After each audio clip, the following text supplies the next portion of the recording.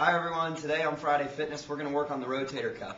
3 stretches that are going to help loosen it up. Mobility is very important and the functionality of the shoulders is really key.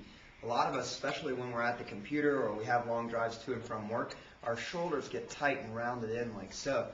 In fact, a good test you could do is to hold a pencil in each hand, have them at your sides, and those pencils should line up parallel to each other. What many of you will probably notice is that if your job requires you to sit at a desk, your shoulders will start to round forward and the pencils, the path of them will actually cross each other. So very important that we loosen up this area of our body. Y'all probably feel a lot of tension up in here. So I want to give you 3 stretches that you can do to relax that area, help loosen it up. And these are things that you should do on a daily basis if you have tight shoulders. Feel free to do some safe exploration here too, because as we do these stretches, you'll be able to play with them a little bit and find the spot that feels tight. The first stretch that we're going to do is the old bully stretch. So imagine the bully's taking your arm, pulling it back behind you like so. We don't want that shoulder to rotate inward. This is called internal rotation. We actually want to pull it back into external rotation. I've lined myself up here on the Smith machine. You could use a railing in your house or your countertop.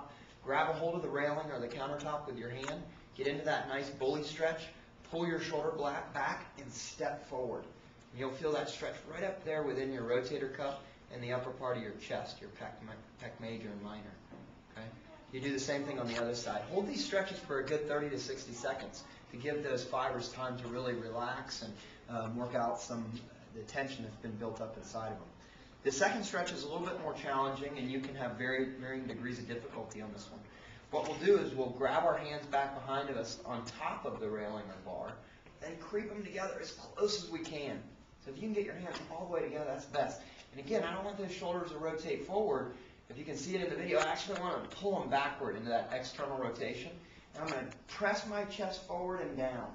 And as I press my chest forward and down, I'm going to feel a lot of tension release up here in the chest and shoulder. And then the final one, I'm going to use a resistance band. I've hooked it around the top of the Smith machine. Maybe you could use the corner of a door in your house, or you can sling it over the top of a staircase or something like that. Be creative with this, guys. Then I'm going to stick my hand through both handles of the resistance band and grab a hold of the resistance band there.